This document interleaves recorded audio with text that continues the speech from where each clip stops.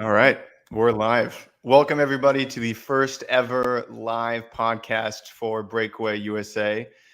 We're just winging it today, and I'm pretty excited about it. My name is Gentry, and we got Fabian over here, the tech genius, tech nerd. Oh, man. Him. Welcome, everybody. We're so excited to be here on our first live. Michael couldn't make it with us, but he'll be here at a later date.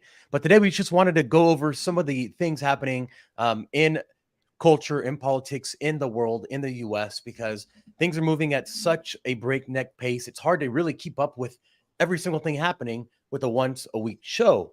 So going live daily, we're able to bring to you the news and the articles and the happenings out to you as soon as it happens. So we're so excited to be here. We have a few things that we do want to talk about today. So maybe Gentry, you can fill us in with a few of the things that you want to cover, and then I know there's some things that I want to cover as well. Yeah, just off the top of the head, there was a attempted carjacking for the president's granddaughter, which I think would be really interesting to go over. Wow. San Francisco is finally clean because Xi Jinping is coming into town. Because Newsom's boss is coming to town, so he has to clean the office up. Yeah, exactly. And there's riots in Spain. The good kind of riots, maybe. Well, fantastic riots, really. It's more of a protest, but yeah, so those are some of the topics that I want to talk about today. Yeah. Also, Mike Johnson, the new Speaker of the House, is getting some hate from people who were giving us some love a few weeks ago because of a few things that have been happening. So we're going to cover that. And then also, I was thinking about this new leftist activist hating Joe Biden, right? We see that he's apparently supporting genocide and that he's the bad guy now. So I was thinking, why is this happening? Why is this being allowed to happen? Is it orchestrated? And if it is, why is it orchestrated? So I have some interesting things that I'd like to kind of delve into and open up on that front.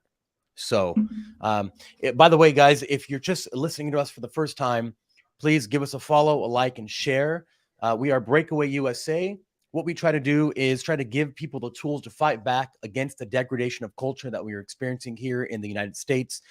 Give you the tools with how to fight back, help you understand exactly what's happening, why it's happening, so that you can more protect yourself, especially for people who value liberty, the rule of law, and the Constitution. So that is what we are doing. Our socials are breakaway_USA everywhere. You can find us everywhere. Rumble, X, Instagram for the time being. They don't really like us there. YouTube for the time being. So Twitter and Rumble are going to be the best places for you to find us at. So with that being said, let's get into it. Let's go. So tell me about the story about the activists hating on Biden, because I actually haven't heard this one yet. Okay, so you may have seen that there've been clearly tons of protests all over the country. It's BLM Part 2. Same people, same organizations pushing it. And as of recent, I've been seeing a lot of anti-Joe Biden, anti-administration rhetoric coming from the left. People calling literally in front of the White House, saying that Joe Biden's a genocide supporter, that he's, everything under the sun, almost sounding like the same kind of passion that you have against Joe Biden coming from, the right. So I was thinking, why would these leftist activists be allowed to do that? Or why would they take their marching orders from the top, which we know is what they do? So we clearly know that the DNC and the Democratic Party they're not controlling these leftist organizations. You have elements inside of the Biden White House, which is helping these leftist activists by implementing certain policies, but they're not actually controlling these organizations. These organizations are not democratic. There's one thing that people really need to understand, and it gets messed up many times, is that people call liberals and leftists the same thing, or rather they call the same person a liberal and a leftist, but they are not the same thing. Liberals really stand for democratic processes. They are more in line with conservatives. If you look at the total political spectrum, they're right around the middle. Now, leftists are not big proponents of the democratic system, of capitalism whatsoever. They don't really believe in the rule of law. So I just want to make sure that I'm talking about these leftist activist elements of the left, not, just typical middle of the road moderates. So I was thinking, why are they doing this?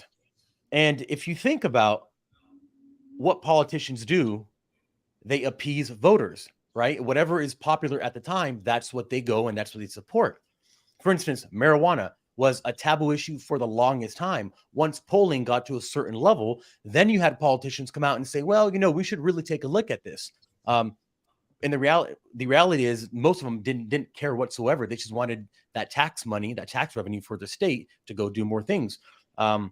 Anyway, if the goal is to make politicians propagate and support even more restrictive leftist policies, then it would make sense that if you're running with the Democratic Party and the polls show that the majority of your strongest supporters want this specific policy enacted and you don't support that policy, you won't get those votes.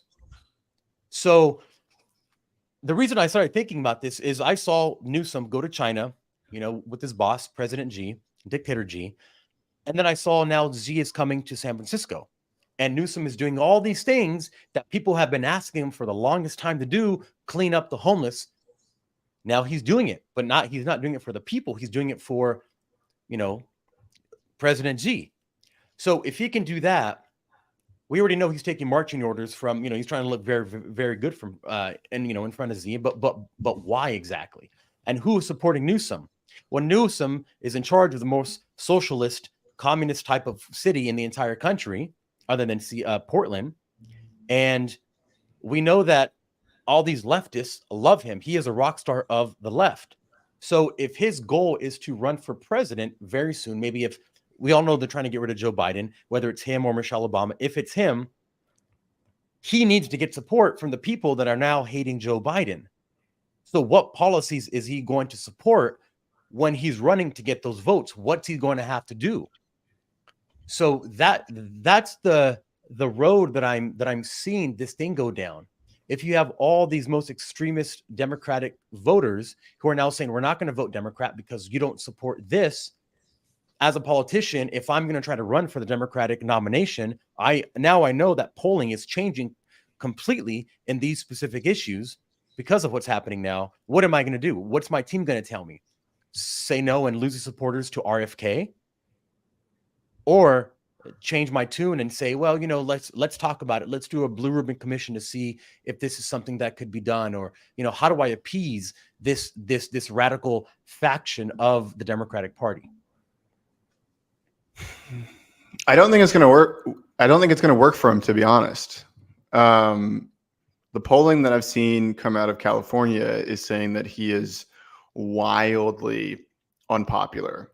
And I think if people in his own state aren't even going to vote for him potentially because of the last few years with COVID and how all these cities are terrible and people are moving out of California like droves, like there was a mass exodus in the last 3 years of people moving out of California to places like Idaho, Utah, Montana, Texas, Florida, like all these other like redder states. Now, obviously we know that like most of them are still going to vote blue, which is a huge shame because, those same policies are what destroyed California in the first place. But a lot of liberals are moving out of California, and I just don't think that he's got the chops. I don't think he's got the numbers, unless the CCP can come in with a ton of campaign money and just blow ads like out of the water. Just hire a ton of people, knock on all the doors, chase the ballots, like do all this kind of stuff. So I don't think it's going to work for him. I don't think he has a good grasp of what his base is saying. Now, I'm not saying that I have a really good grasp on what the Democrats are saying about him, but I just don't think it's going to work that well. The other thing I've been noticing online too is with this distinction of leftist versus liberal, they're starting to become way more broad, right? We got characters like Joe Rogan and Bill Maher and even Trevor Noah on some occasions and Russell Brand, where they're distancing themselves from this crazy, basically leftist, socialist, like mind virus, this kind of new party that they've created. And I think that probably the Democratic Party is in just as bad shape as the Republican Party right now. I'll be honest. There's all these different like thought processes that are trying to get pushed, and we don't want to go back to the old ways, but we also don't want to side with these establishment people that are just going to tax us into oblivion and put that tax money in their own pockets. So. Yeah, there's a definitely a fracturing of the Democratic Party with this faction of the left compared to just a regular Democratic Party. And I think it kind of happened a bit on the right with the Tea Party movement when they came in and they started trying to fracture it, and then they just threw a bunch of money at it and they made it go away. And but you pointed something really, really important earlier when you said if the CCP helps Newsom get elected.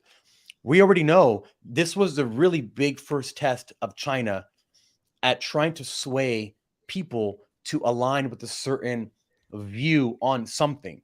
We see that with the Israel-Palestine thing now, where you have a lot of leftists, a lot of very liberal people who are signing with Palestine, who before this probably had never even heard of Palestine or could point it out on a map or really knew anything about the conflict because they're typically younger people. But with TikTok, they were able to sway people and propagate videos showing all of these things, making Israel look bad and Palestine looking like they're the victims and Israel the oppressors, where now you have these massive protests and people going out and rallying for Palestine because of things like TikTok. People don't understand how incredibly powerful TikTok is. It, by a wide margin, trumps any other social platform for young people to consume time on. So you're right. If Newsom and the CCP come to this agreement where they're going to spend tons of money, tons of influence, and just really push them in the algorithm, I can see that being a real possibility. And I think the Democratic Party, and you're absolutely right, they're going through a time where they're trying to figure out, what do we do? Do we keep these voters on the far left and move our policies even further to the left? Or do we draw a line in the sand and say, enough is enough? And I talked about this in a podcast where I compare what's happening now to Mao and the Red Guard, where he began the Red Guard, but then it got out of hand. And then what he did is he had the People's Liberation Army literally execute tons of them and send about 16 million of them to the countryside to go work hard labor. Clearly, we don't have, or clearly whoever's running this doesn't have that option here in the US. So you let them go, they become this massive amorphous blob of just activism. And then once you can't control it, what do? At that point, do they get so powerful that they try to run their own candidate and start another third party like RFK is doing? Like, what's the end goal of this? Because we know that the democratic process that we have in this country is not what they believe in. It's not what they want. So if we know that that's not what they want, what do they want? Socialism, communism. How do they get there? It's not by running a regular candidate. You have to do something to push this new narrative that's, oh, let's be really friendly with China and Israel's bad and all these colonizing countries like France, Germany, everyone, they're all bad, and Africa's good and Middle Eastern is good, but everyone else is bad. Then you create a fractious world where it's this part of the world versus that part of the world, and you just drive this narrative of divisiveness even more. So my question, though, is why would China want to get involved in our elections, right? Because to me, it doesn't really seem like a clear path to benefit, right? Like, we understand why drug cartels would want to get involved in our politics because they can just make looser laws so that, you can decriminalize drugs like across the board, open the border. I mean, essentially, the drug business is like half $500 billion or something like that. So if you spend like 50 billion, you can buy quite a bit of politicians, right? So like that's a really clear path to benefit drug companies. Obviously, we know about that. They're buying politicians, so they push, pokes and vaccines and all this kind of stuff. But like my question is like, what's China's benefit for wanting to own our elections, right? Obviously, they're buying up farmland, but we're also knowing that they're doing it, and states are pushing back on that, saying, hey, you have to give back our farmland. You can't actually own land here. So like what's the bigger game that they're playing? So there's something in China or in Chinese culture that everyone talks about, and it's that China plays the long game. They're not worried about who's the next president is. They're not even worried about the next 10 or 20 years. They are playing the long game. And that's their MO. That's how they do things. Whether it takes 100 years, because as you know, in the 80s and 70s and 60s, after the collapse of the Chinese economy, because they went communist, everyone was talking down to them. China, Japan was a big boy in the region, and China slowly played their cards to the point where now they are what they are.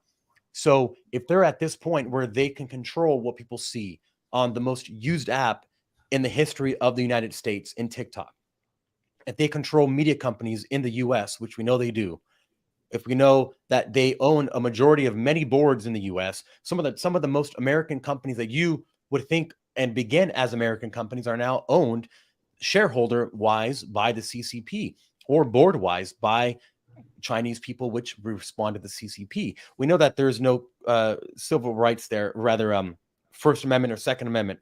We know that they're imprisoning millions of Uyghurs and in the Xinjiang province in China. So they're playing this slow game to slowly engulf it. And they've done a wonderful job at not allowing the media to talk about anything that they're doing in a negative light for the most part, because they control the media organizations. So to me, if they can break down the US, then they become stronger. Even if they stay at a level wherever they are now, if they stay there economic wise, but they can degrade the US, then that just essentially does the same thing as them elevating themselves and their economy.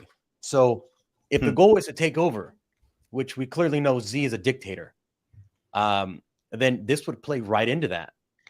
So what you're suggesting is their goal is just to have control. So it's like purely ideological. It doesn't necessarily have to do with like money or anything else like that. Is that what you're suggesting? Yeah, I mean, that's what I believe, that they are in cahoots, and I don't say I believe. We've seen Klaus Schwab praise President Xi many times. Mm-hmm. He praises what they're doing there, the way they handle themselves, the way that they conduct business, the way that they are able to have their social credit score. He praises them.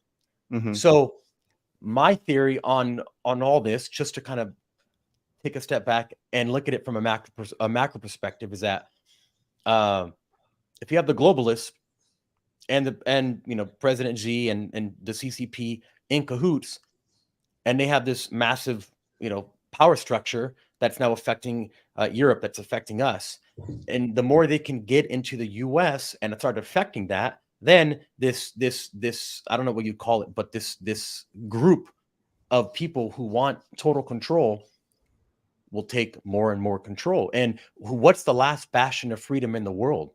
The United States. If it wasn't for us, I truly believe, I mean, we know what's happening in Europe. We know how socialist they are already. Mm-hmm. If it wasn't for us and us crazy Americans that everyone calls crazy, with our First Amendment and our Second Amendment, which everyone would kill to have but don't have, Mm-hmm. I truly think the world would be much further along this socialist communist path that they want, because it's just, at the end of the day, it's just control. Communism is just a front for the elites controlling the people. That's it. But in this case, they get the people to ask for it. Instead of having to take it, they say, no, just give the power to the state. It's this crazy mind, like Stockholm syndrome type thing. So why don't you think more people rise up against this socialist agenda that we're seeing being pushed worldwide? Like, why aren't more people doing it like the people of Spain? I mean, I don't know if you saw earlier, but there's tens of thousands of people peacefully protesting in Madrid because there's a socialist coup that was taking over. The good guy, I don't know his name, but apparently he got shot in the face because he was polling much better than the socialists, and so they decided to take drastic measures. And so he said, take to the streets because we need to stop Spain from turning into one of these socialist countries. But my question is, where is that energy here? Like it seems like Europe is doing a lot better job standing up to all this stuff. I mean, I've seen marches in the UK, in France, now Spain. I'm pretty sure in Poland they're taking some really drastic steps to just basically stop immigration altogether right now, because they don't like they see the geopolitical like immigration movements that everyone's doing, and they're just like, no, we want to save this country. There's like, why aren't we doing that here? Yeah. Like seriously, like what's stopping us? Is it January 6th?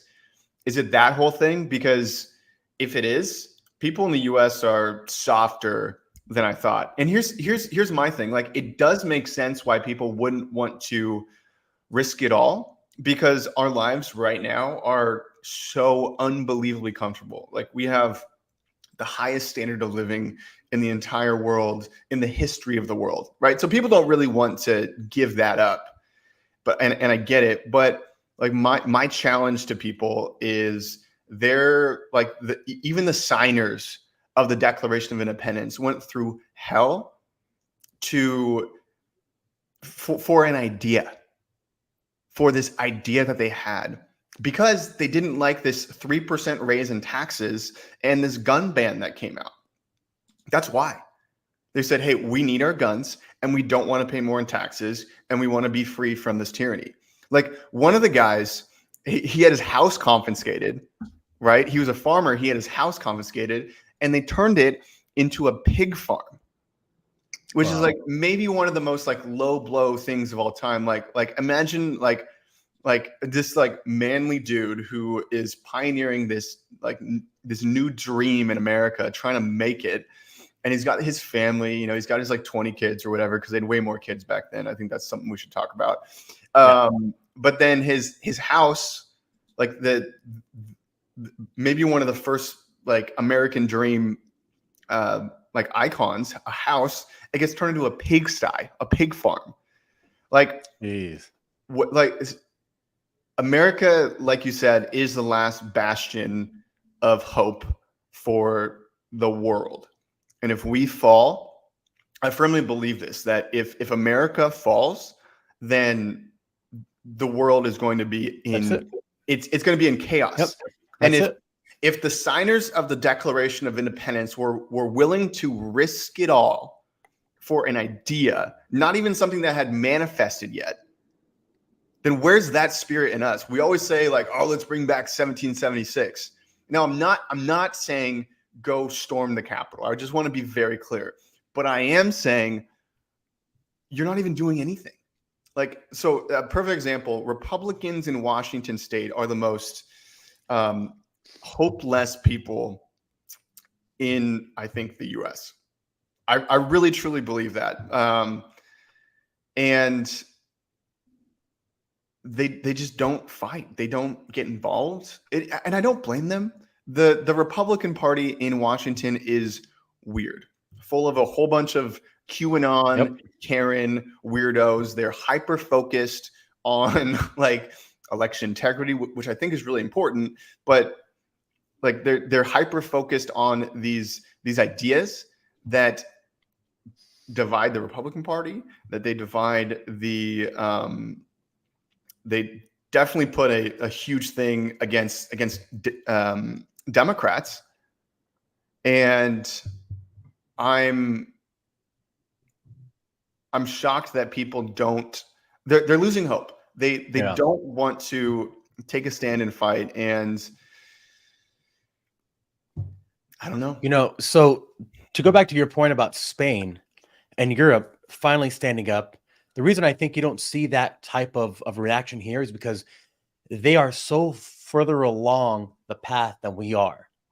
They're like almost at, if you're playing Monopoly, they're right about to get to jail, and we're like halfway past go in jail.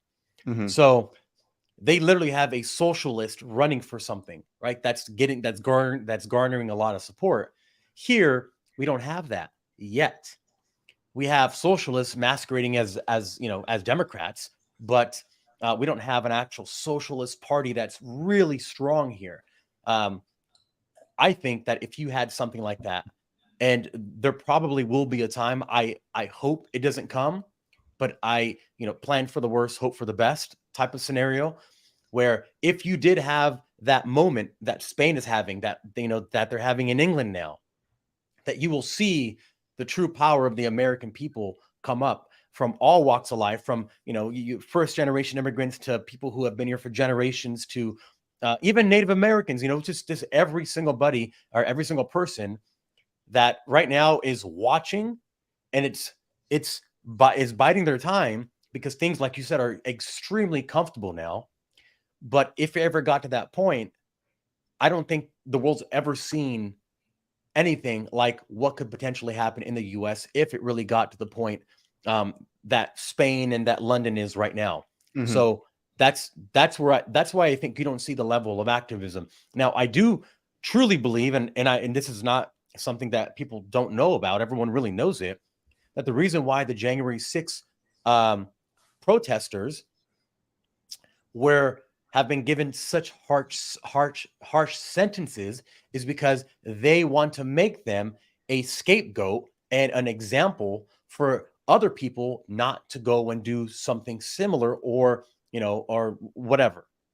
Because if you see that these guys are getting 15, 20-year sentences for really doing nothing, just peacefully protesting because they see things going the wrong way, then what is a regular mom or dad with kids at home and a job and a mortgage and everything, who's maybe barely making it, ends meet, barely surviving? They know, hey, if I go to this rally because something I really believe in, and I go to prison for 20 years like these guys have, what's going to happen to my family? So they use that to make you not go to these places. And I think it's done very strategically on their end to begin this idea of, let's not go there because this is what's going to happen. Now, is it going to work? The human spirit is extremely hard to break. I mean, we've seen this across history where it's really hard to break the human spirit. So I don't think it's going to work, but I think this is what they're doing. There's all these pieces being combined right now to move us down the road to what's happening in Europe. You do make a good point that they are farther along in the, degradation of civilization, but I'm just surprised that the breaking point hasn't happened yet. Yeah. Well, you know what? To that, I do see a lot more people coming out of the woodwork, and there's a ramp up time. I'll call it a ramp up time, where people know something's wrong, they feel it, but they don't know exactly what's wrong. And that's something that we help people understand. Why is this happening? Right? Every time I talk about something, I try to put it into context of why is it happening? Where did it come from? It didn't come up overnight. It's been simmering for a while, and now you're just seeing it because it's hitting the mainstream. So I think there's a ramp up time of people maybe seeing things that they once labeled conspiracy theories, and then their gut feeling tells them, well, I kind of see this happening in the real world, so let me dive more deeply into it. For instance, everyone knows I live in Hollywood. Most of my followers are from Hollywood, typically a very liberal city. And even I'm seeing a lot of people that are starting to wake up and saying, yeah, you know what, you're right. Things are not right. And why are they not right? What's making them not right? So I think once you get past that ramp up period, you're going to see a lot more people, once they have the tools, which is what we try to do at Breakaway USA, is give people the tools to fight back. Once they have the knowledge and the tools, then they can fight. But you don't send a soldier to war without the tools and the training. So just like in this case, you don't get people to start trying to change things for the better again without the tools or the resources. So you're spot on. And in fact, I went live the other day on Instagram and was talking to people about how to equip people to have these conversations, because you've been around these people, and I've even been one of these people where you just like hit them with facts, hit them with the conspiracy theories, hit them with everything. It's like, wake up, wake up. And that's not the best way to do it, to be honest. It's the best way to do it is the Socratic method.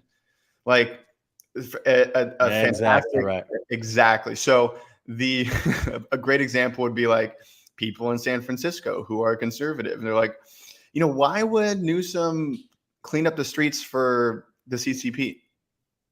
And then make them answer the question. And then you ask, why did Newsom go to this wine bar in Napa without a mask on with 20, 30 people in the height of COVID when he was making everyone even show vaccine cards? Like, what is going on here? So when you ask it like a question, right? When you use the Socratic method and help people get to the right place, instead of showing people where the right place is and tell them to wake up, it's not going to work. Absolutely. It's not going to work at all. And I think more conservatives need to read the book, How to Win Friends and Influence People, because they don't know how to make friends and they don't know how to influence people. And they're just like looking at like Charlie Kirk and Tucker Carlson and Dan Bongino and all these guys, looking at them like heroes. But in my view, what they're doing is they're encouraging the base, right? But I don't really think that they're converting a lot of people. That's the thing, is you have to grow. They're not growing the base.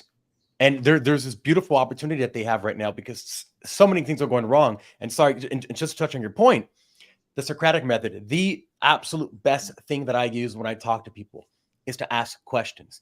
And to go to your point, if I met someone in San Francisco and I have friends there and I ask them, hey, how's it going there? And they're like, it's pretty bad. My question would be like, how is it in San Francisco? Is it getting better or worse? It's, things are kind of bad now. Interesting. Mm-hmm. What happened? Why do you think they're bad? And then you get them to start thinking critically about their own administration or the own person that they support. Now they can lie to you and say, oh, things are okay. But then you dig deeper. Well, what do you mean by okay? Like, are kids able to freely walk around the Tenderloin district? Are there less homeless people? Like, what's going on? And you get them to tell you and start visualizing all these problems. And then when they spout whatever they're going to talk about, you can pinpoint one specific thing that's going to give you the best question to ask them. So, for instance, property crime is up 50%. I heard in San Francisco. That's incredible. What's going on? Why do you think that happened? And you get them to start thinking critically about what they would otherwise support full-heartedly. And then once they tell you, once they admit, once they give you that small little window that something is wrong, that's all you need. Because then you can keep exploring and going down that route until finally they really realize, and it's really not for them to tell you anything, because you already know that things are going wrong and you know why they're going wrong. But the more they talk to you, the more they experience revelations in their own heads that after they talk to you, and they're probably not going to show this to you because they have pride, because they don't want to say, oh, you know what, I think I'm completely wrong. But what you want is when they go home, they start thinking about that. Like, you know what? I never really thought about that. And that's why I think it's very, very important to talk to people who don't think like you, because you're not going to hear someone in an echo chamber of the left talk about, hey, you guys, things are going wrong, because you don't want to be that one person in your group that's a contrarian and say, hold on a second. What do you mean things are going wrong? Like everything's going right. Oh, you're right. Yeah. But if you don't talk to people that you don't agree with, you're never going to get that from them, or you're never going to experience that. And that's one thing why they don't like you to talk to people who you don't believe with. Scientology does it. Every cult does it. Don't talk to people who are not like you. Separate from them. So you're preaching equality, but they're not practicing it. So here's what I would encourage people to, and here's how like you should consume content, because I kind of feel like I called out like all these guys like Charlie and Tucker and Bongino. They're doing amazing work, but like that's their job, is to talk to you, right? So what you need to do is take all the content that you're consuming on podcasts or social media, all this kind of stuff, internalize it, and then start to ask the right questions. And then when people, say, hey, like, show me proof that this is happening, then you can go to pages like Fabian's or mine or whoever else, and then you can send them the videos, send them the posts, and say, here's what I was talking about, right? So, because I love those guys, right? I listen to them all the time, and that's how I internalize like a lot of this content, and then use it in a productive way, right? And I would also encourage people to stay away from topics that maybe Roseanne Barr is talking about, like how Trump is still commander in chief and all that kind of stuff. It's just like maybe that's true, maybe it's not, but there's like such a small amount of people that are like clued into all this like high level conspiracy stuff. It's better just to stick on like the broad topics, right? Like, how is your city doing under democratic socialist policies? There's the line from The Office, and I absolutely love The Office. And Michael Scott, he has this one line where he's trying to recruit people to come work for him. And he says, would you like things to be better, worse, or stay the same? And clearly we know what they're going to say. And he says, if you want things to get better, this is what this is what you want to do, or this is what you have to do. Come work for me. So I think it's a very, very simple dichotomy that people have to understand. It's, are things getting better? Do you feel like life is better than when you were a little kid? Right. And clearly the answer is no, unless you came from some super horrible upbringing and then things are finally better now. Okay, I get that, but that's not the normal. And if it's not going well, why? Like, why? Mm-hmm. I don't claim to tell people the answer why I think their life is going worse. That's a question for them to answer, but they can easily answer because they know rising cost, can't pay bills, stress, getting unhealthy, gaining weight. Why are all these things happening? Why is the city? Why are people leaving? Mm-hmm. Right? Is it good for people to leave, or do you think people should come here? And clearly, there's just very obvious logical things that if you get them to, even acknowledge that, then you can finally open their eyes. And it's not to like badger them or berate them or belittle them. It's to really just say, hey, maybe what you're being told is not true. Maybe you should think, question stuff. And that's why I go through so much pain of when I make videos. I add, whenever I talk about something or quote something, I put the actual quote or I put the video, because I don't want people to watch my stuff and say, oh, that's all conspiracy stuff.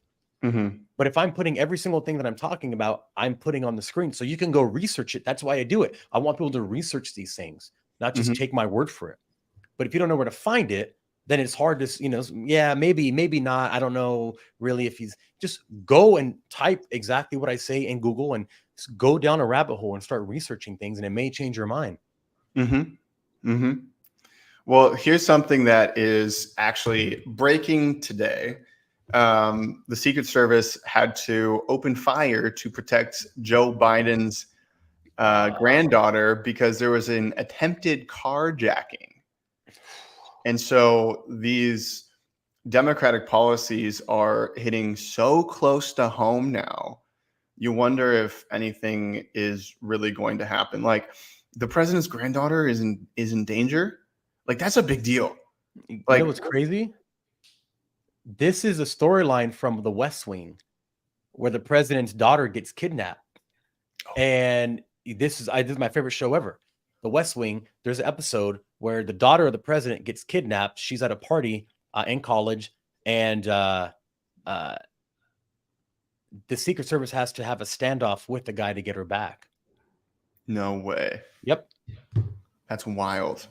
Now, so I just heard the headline of this before we got on here live, but do we know anything about the person or anything like that? Is it going to be the typical, oh, he was a MAGA Republican trying to do this, or?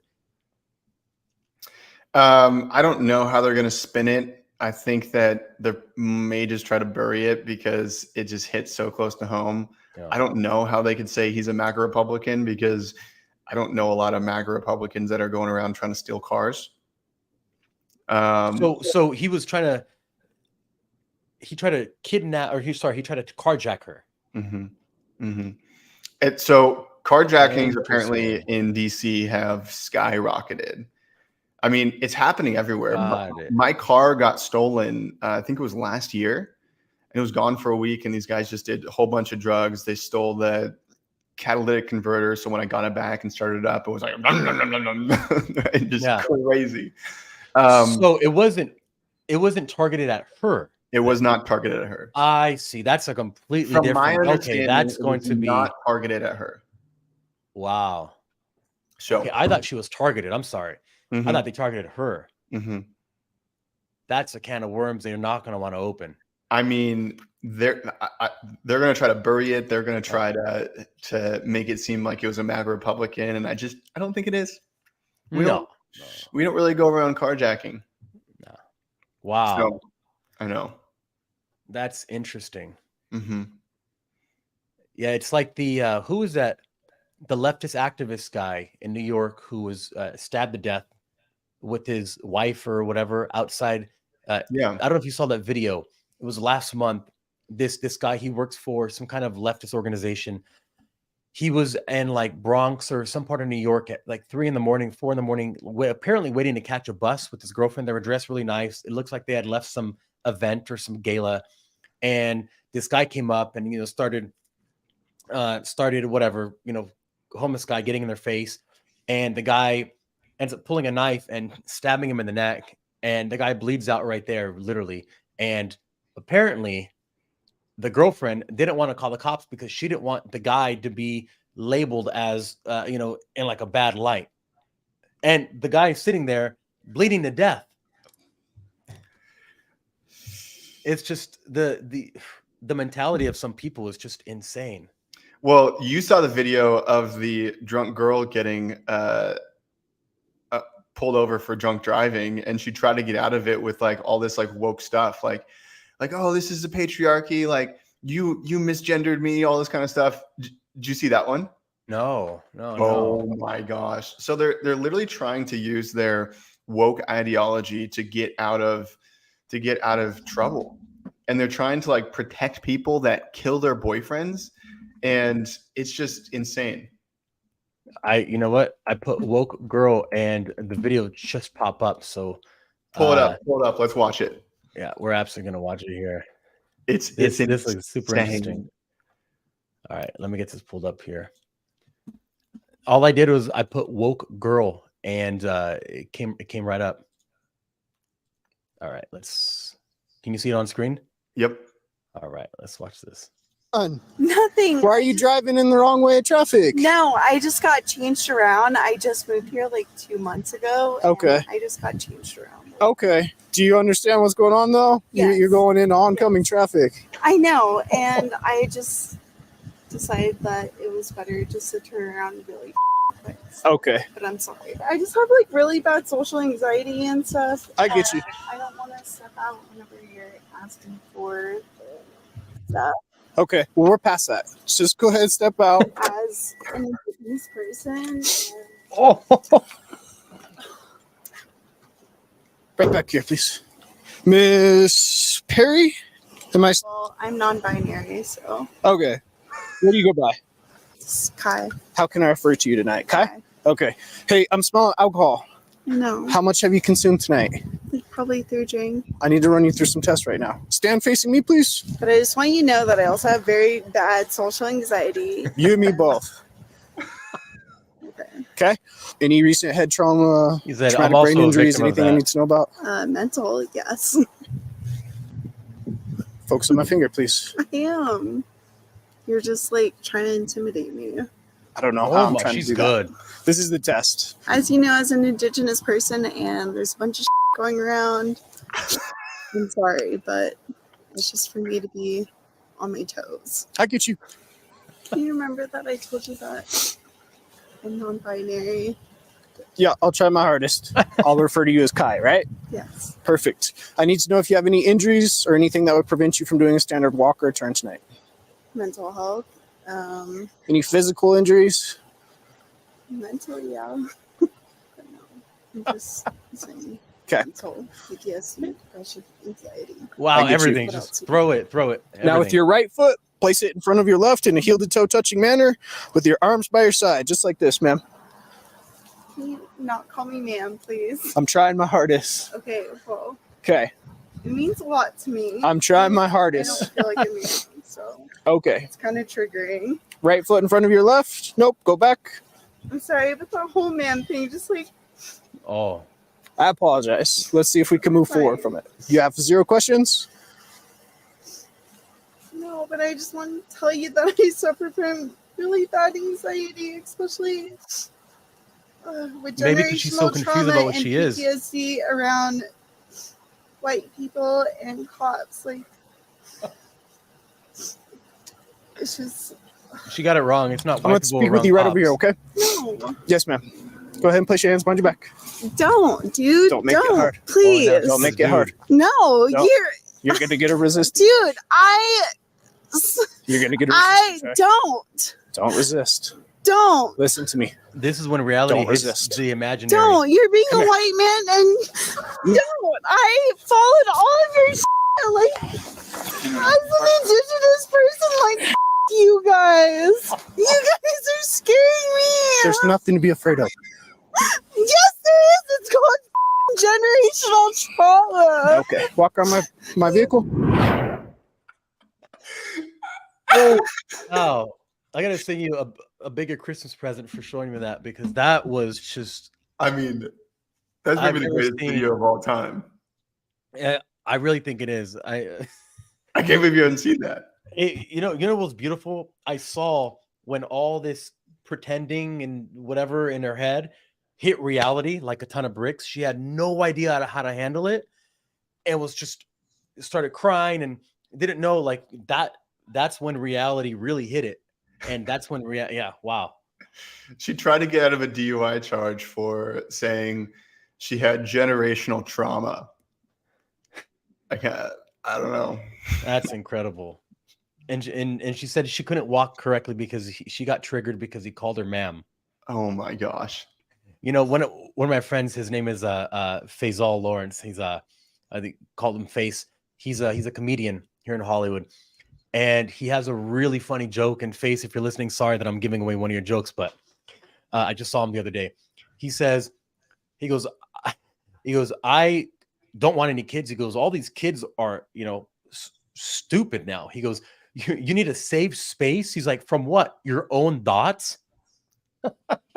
He's like, I need a safe space. He's like, when I was a kid, my mother never asked me what I wanted to eat. It was either you eat this or you get hit. Those are your two options. You want options? There they are. Mm-hmm. That was more than even what I expected it to be, that video. I mean, that video is like a manifestation of everything that we've been fighting against for the last few years. Yeah. I wonder how much physical actual hardship that lady has ever been through in her life. Well, I think it definitely probably started with a poor diet. She didn't look like she was in very good shape. Yeah. She looked like she was fat, and terrible friends. Yeah. Like absolutely terrible friends. Because like I was thinking about this the other day. Like it's all right to be confused, right? But it's not all right to affirm someone else's confusion. Yeah. Right. Like whenever I come to my friends and I say, hey, like, here's what I'm thinking. Like, what do you guys think? And they're not going to affirm stupid ideas. Yeah. They're not going to just say, oh yeah, like do whatever you want. Like, no, that's a stupid idea. And I've even told my friends that they've had really dumb ideas too. So I think maybe a solution to some of these people who are confused is to just get better friends. Yeah. Honest friends who live in reality. And I think that's part of the problem with this postmodern ideology is that believes that your subjective reality is reality.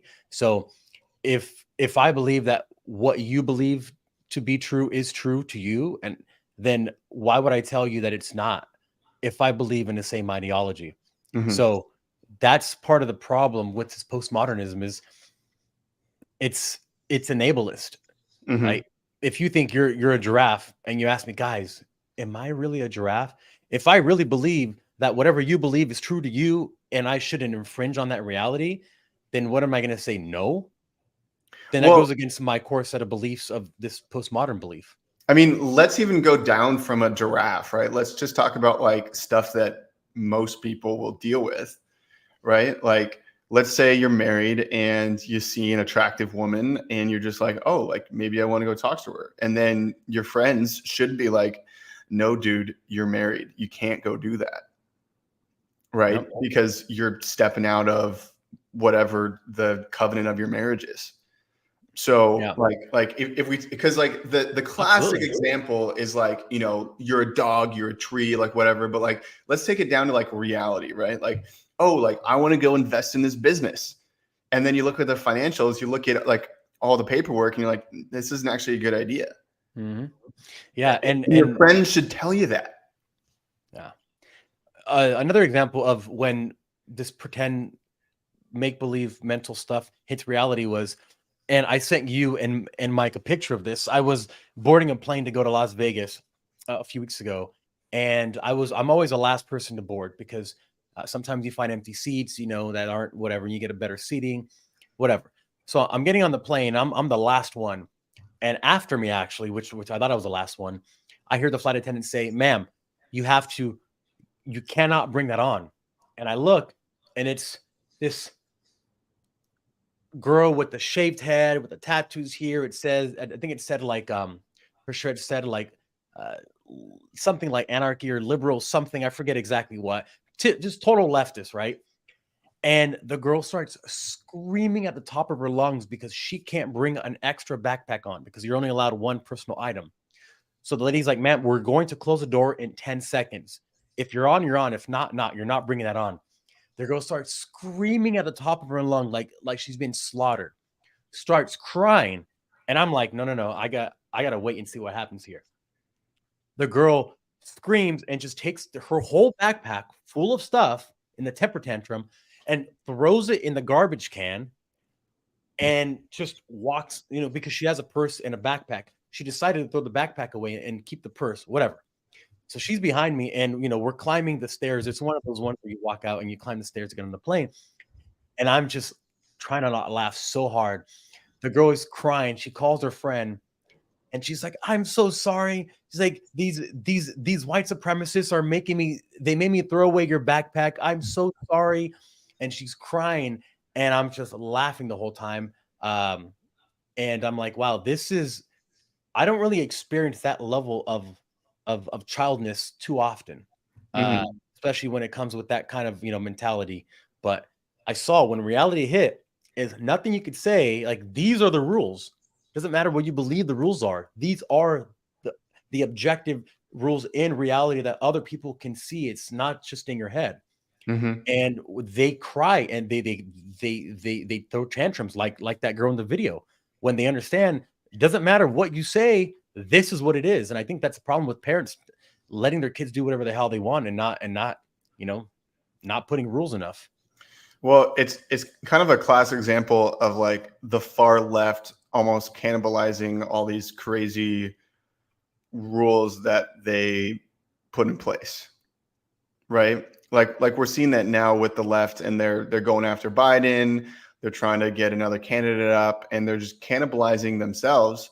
Like RFK isn't even going to run as a Democrat, right? He announced that he's going to run as an independent, and it's because of like the fracturing of, you know, their party, the ideology. And it's like, okay, well, how woke can I get?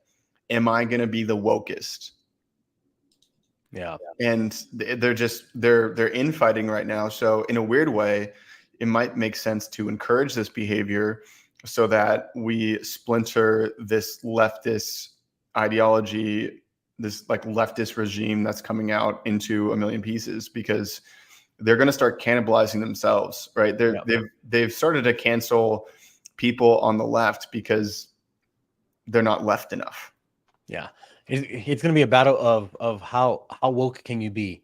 Mhm. So, for instance, I always go back to Mao and the Red Guard, and this is what he did, and he did it for a specific reason. He gave people Mhm. different colors, Mhm. right? There was 5 different classifications, Mhm. and you wanted to get to the red classification because that meant that you were past the gang initiation and you were the ultra.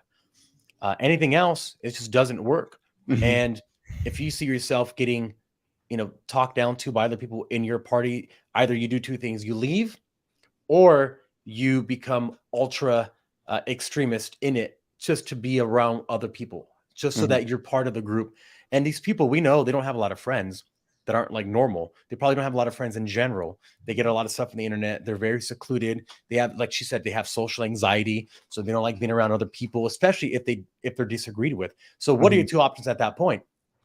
I go back into the real world and I have to face real people, which I'm already scared of because I've been indoctrinated, or do I just say, you know what? Okay, like let me just stick with what I know and then go even more extreme.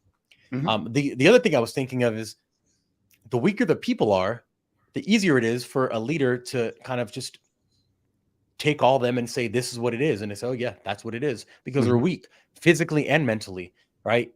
And I think it should be the opposite, where a leader has to work really hard to win the votes from other independent and strong-minded people. Mhm. Mhm. I think that's good. Yeah. So you want to change gears and tell us about Mike Johnson and what's going on with him? Yeah, so we've been on for 56 minutes now, so maybe we'll give it a quick little go and then get out of here. But so Mike Johnson is going through I guess they're calling it a honeymoon stage, where they're allowing him a little bit of time to learn the ropes, to learn how things work as a Speaker of the House before making hard decisions. And I've started to see some politicians and some pages kind of starting to turn against him and say, Don't expect anything from him more than Mike McCarthy did." And but apparently they're giving him this little grace period to get up and running before he starts making big decisions. And the first big decision is on this stopgap funding bill that he's going to have to push through very soon. And you have no money for border protection in this funding bill, apparently.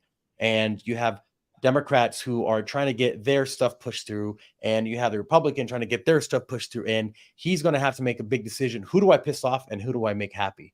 And that's going to be the first really big vote of his tenureship.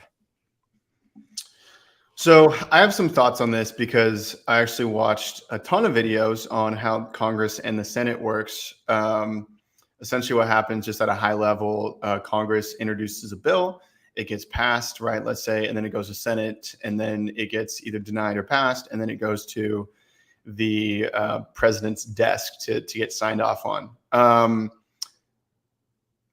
It's going to be really hard to get any right bill past the Senate. And so you're right. He does have to figure out who he's going to make happy in this.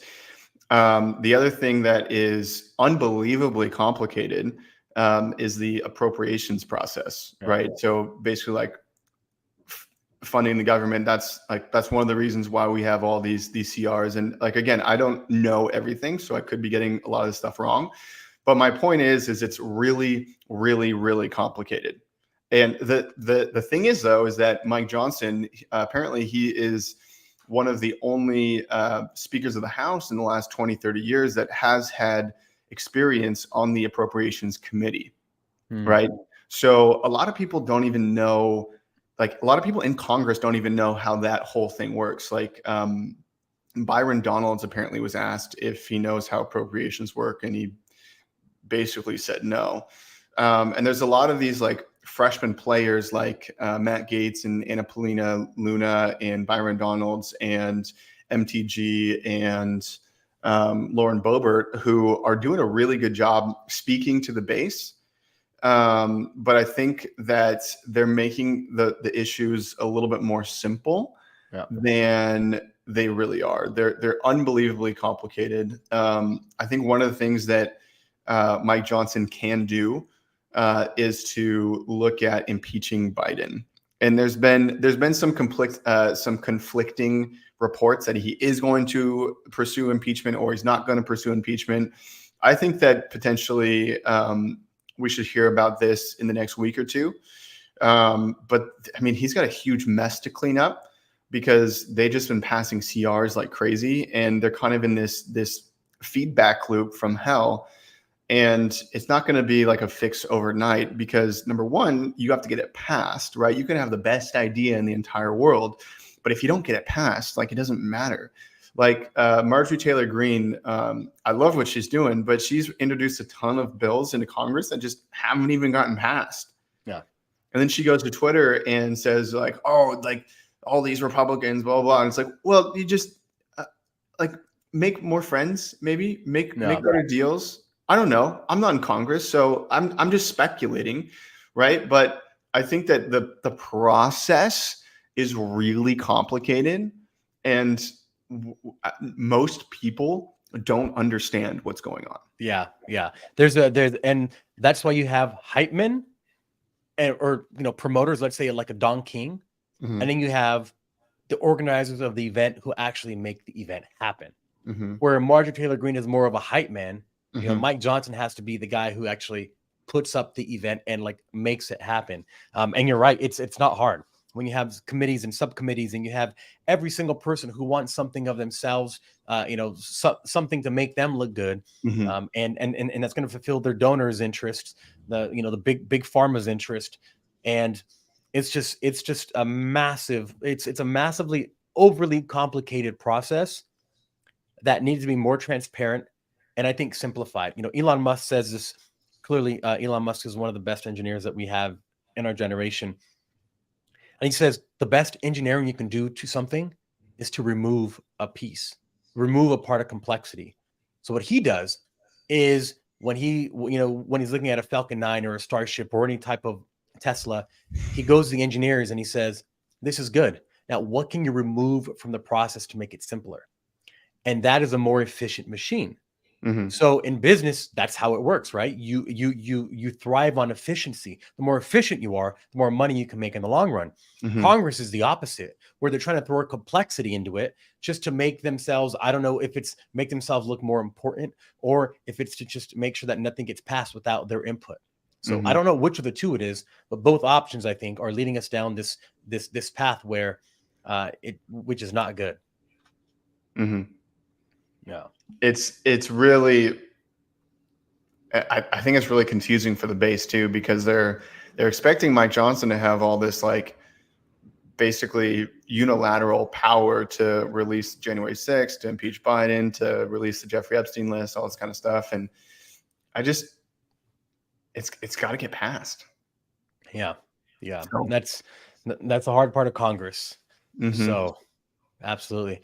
So thank you guys for joining. If you're watching this on a replay, I hope you enjoyed it. We went down some very deep holes, deep rabbit paths here, and covered a lot of information.